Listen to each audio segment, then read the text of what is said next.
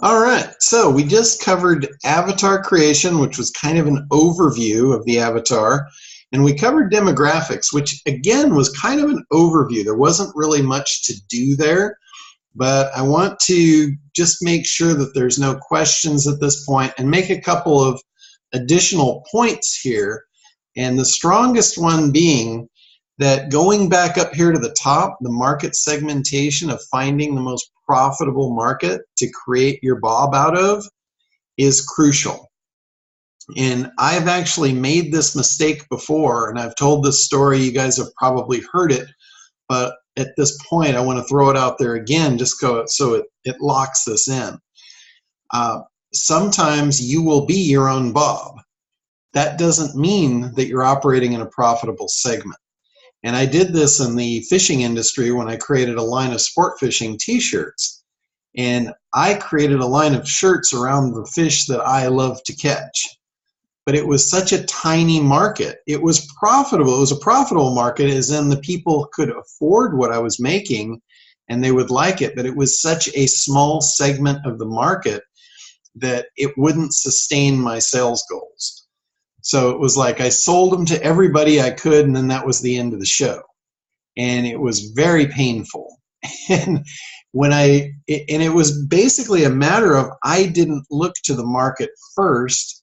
And probably at the point in time that I was in my life, you wouldn't have been able to tell me that, and I would have done it anyway.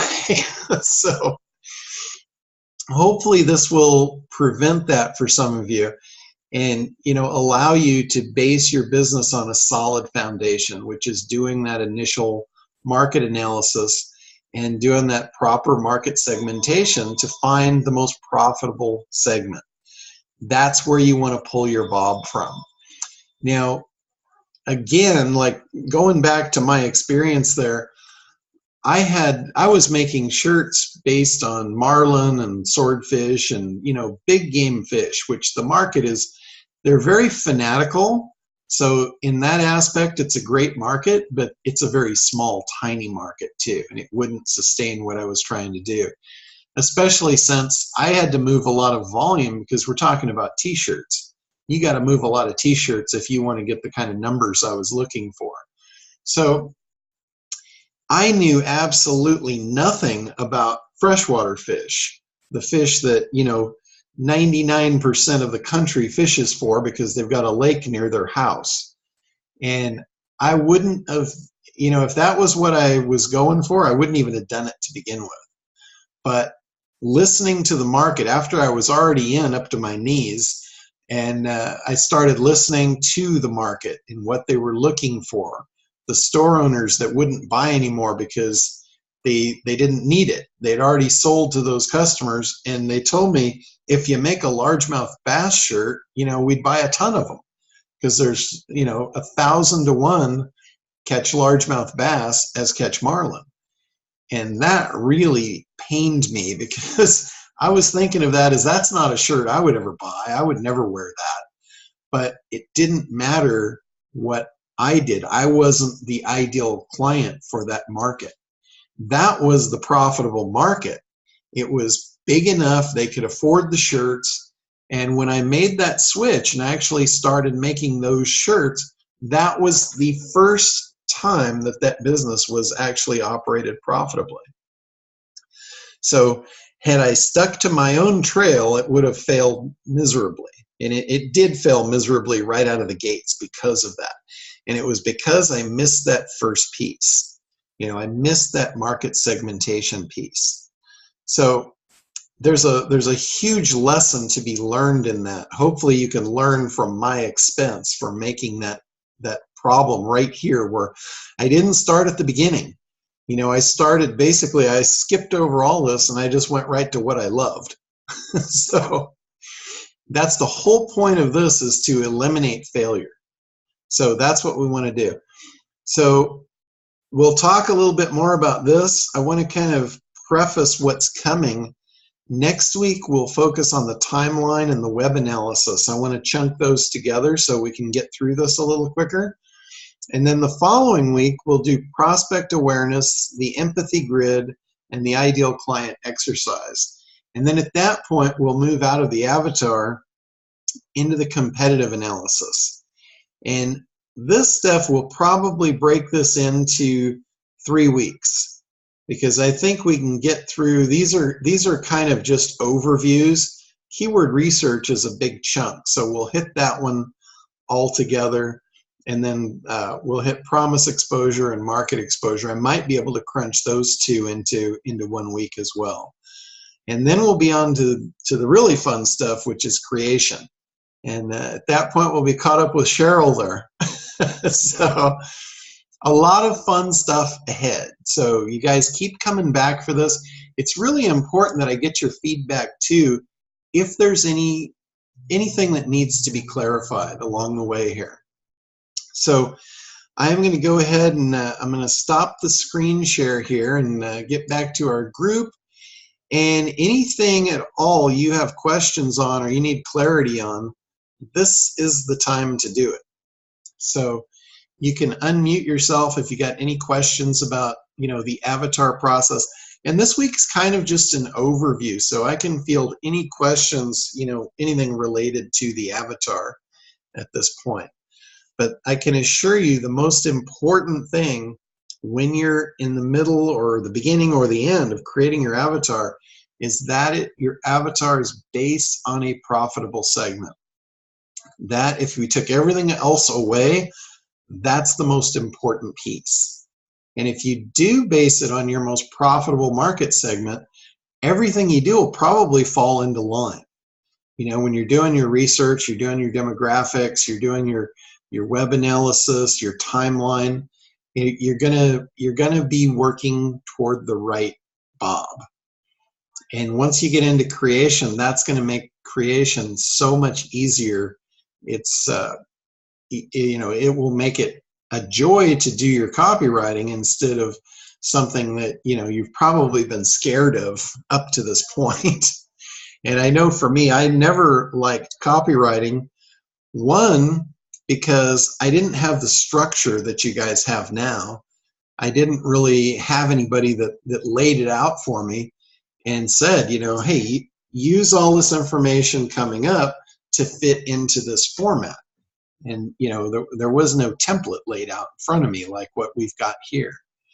So anyway, questions? If you unmute yourself, we can come on out, ask away.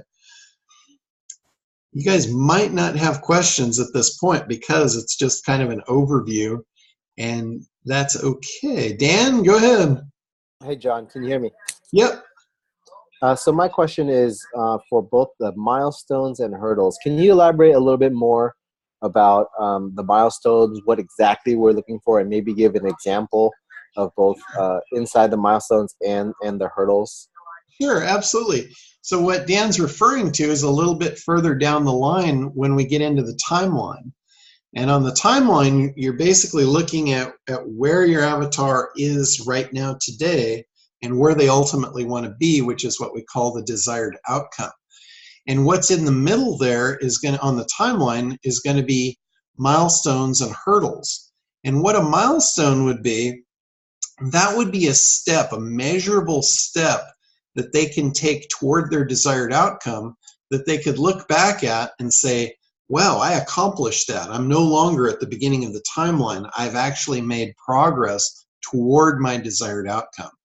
Like let's say your product was taking somebody financially from $0 to $1,000. And let's say the first milestone is their first dollar. So once they make their first dollar, they've accomplished that milestone, and they can look at that and they can say, wow, I did it. I took the first step and I got the outcome of the first step. So that would be a milestone. A hurdle would be what's preventing them from taking that step? What's preventing them from making that first dollar? And that is where your perfect opportunity for a lead magnet lies.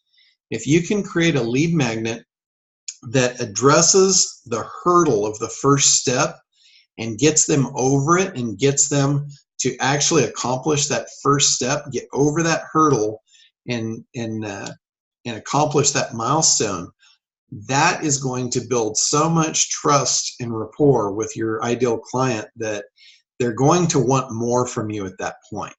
So at that point, what I would recommend is in your funnel, when they first sign up with you, or opt in to get your lead magnet, they've dropped into your funnel. So your funnel basically takes them through a series. It's like you're spinning them down through this funnel, and out the end is going to come a client. And that's the next thing that you want to do in that funnel, is give them the next hurdle. Give them the next milestone, address what hurdles they're going to be up against, and help them over that. The further you get them down the timeline, the closer they get to that desired outcome, the more they're going to feel like they can actually do it. And what that's going to do, that's going to create demand and desire for your product. It's also going to eliminate any price sensitivity. It takes it from where in the beginning, if you offered the product for $99, they'd be very skeptical. But once you've taken them that far down the timeline, it could be, it could be not a $99 product, it could be a $10,000 product. And you've eliminated that resistance to price, because the closer you get them to that desired outcome, it's almost like they can feel it, they can taste it, and they want it. So when they're in that state, they will pay much more for it because they believe they can actually get it. If you make that kind of an offer, if you make too big of an offer too soon in the timeline, for one, you remember the wants, emotions, and beliefs. When they're in that belief state that they can't do it, you're never going to make that high dollar sale to them. You'll be lucky to get them to take a free lead magnet because they're at that state where they don't believe it. So you're going to try and make a claim that is going to break that state and get them to at least take your free offer, and then help them over that hurdle to get that first milestone accomplished. So that was kind of a lengthy answer, but I think that really is what you were looking for, those hurdles and milestones. And you may have a lot of them depending on the journey. Your product might be taking them a very long way down the path. Like if you look at the ACT program, it's a journey. You guys are going to be up against a lot of hurdles. There's a lot of milestones. I kind of broke it up into 3 categories. You've got analysis, creation, and traffic, but there's a lot of milestones in the beginning. Actually, there's milestones all the way through, and there's hurdles all the way through as well. The first milestone is figuring out what your most profitable market is. And, that's also a hurdle because you don't know how to do it. So that's what the ACT program does. It walks you through all of these milestones and takes you over and through those hurdles. So that's pretty much a couple of really good examples of milestones and hurdles on the timeline. All right, other questions here? And I know next week that'll make even more sense when we go through the video for the timeline, and then we also go through the web analysis. Those two will tie in really nicely. So, all right, I don't think there's a whole heck of a lot more to talk about. I made the points I wanted to make here for where we're at, and if there's nothing else, we'll go ahead and wrap up. All right, guys. Hey, thank you again for being on here. I really appreciate the support for getting this through and getting the questions out there and creating the Q&A for everybody that's going through the program.